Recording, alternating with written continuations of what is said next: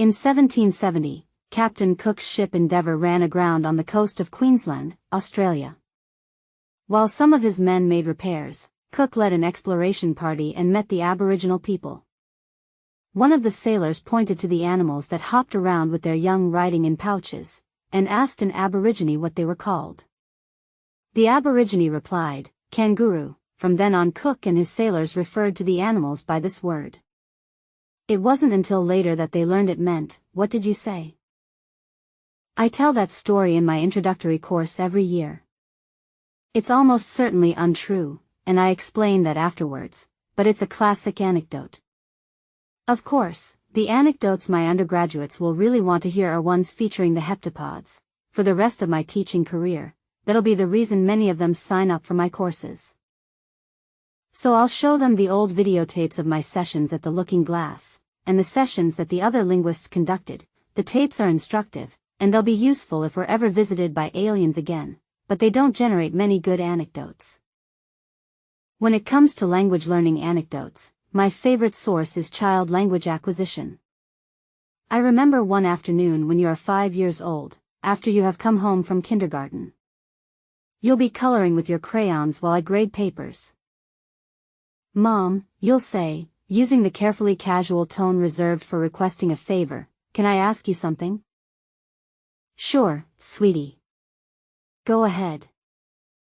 "Can I be, honored?" I'll look up from the paper I'm grading. "What do you mean?" "At school Sharon said she got to be honored." "Really? Did she tell you what for?" "It was when her big sister got married.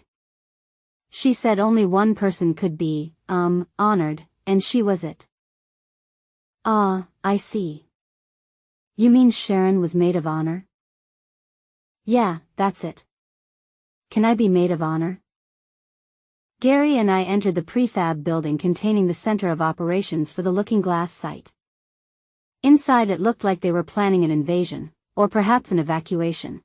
Crew-cut soldiers worked around a large map of the area, or sat in front of burly electronic gear while speaking into headsets.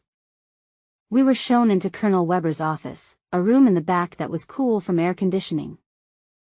We briefed the colonel on our first day's results. "Doesn't sound like you got very far," he said. "I have an idea as to how we can make faster progress," I said. "But you'll have to approve the use of more equipment." "What more do you need?"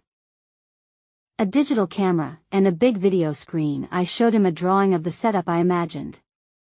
"I want to try conducting the discovery procedure using writing. I'd display words on the screen, and use the camera to record the words they write.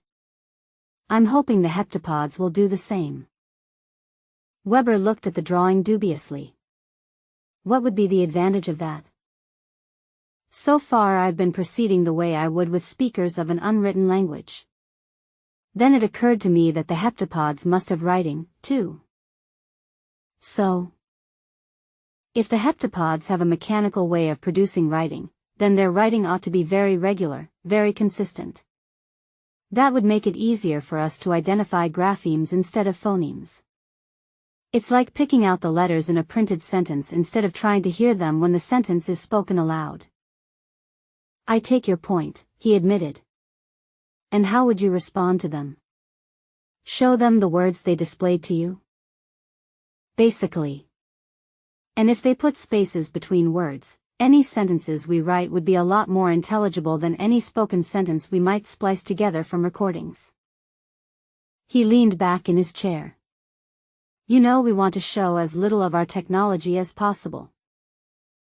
"I understand, but we're using machines as intermediaries already.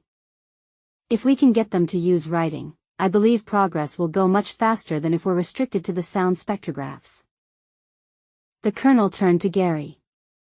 "Your opinion?" "It sounds like a good idea to me.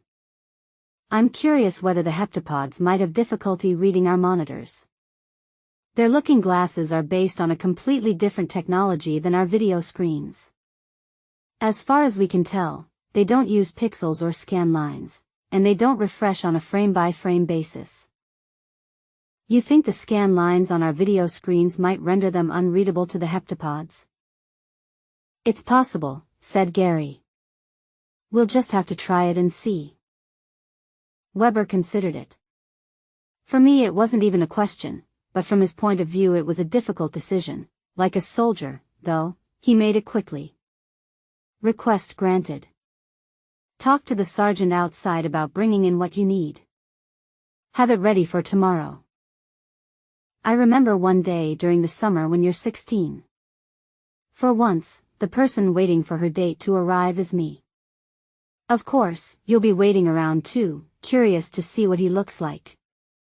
You'll have a friend of yours, a blonde girl with the unlikely name of Roxy, hanging out with you, giggling.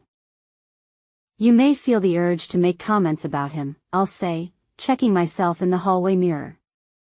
Just restrain yourselves until we leave. Don't worry, Mom, you'll say. We'll do it so that he won't know. Roxy, you ask me what I think the weather will be like tonight. Then I'll say what I think of Mom's date. Right, Roxy will say. No, you most definitely will not, I'll say. Relax, Mom. He'll never know, we do this all the time. What a comfort that is. A little later on, Nelson will arrive to pick me up. I'll do the introductions, and we'll all engage in a little small talk on the front porch. Nelson is ruggedly handsome, to your evident approval. Just as we're about to leave, Roxy will say to you casually, so what do you think the weather will be like tonight? I think it's going to be really hot, you'll answer. Roxy will nod in agreement. Nelson will say, really? I thought they said it was going to be cool. I have a sixth sense about these things, you'll say. Your face will give nothing away. I get the feeling it's going to be a scorcher. Good thing you're dressed for it, Mom. I'll glare at you, and say good night. As I lead Nelson toward his car, he'll ask me, amused, I'm missing something here, aren't I? A private joke, I'll mutter. Don't ask me to explain it.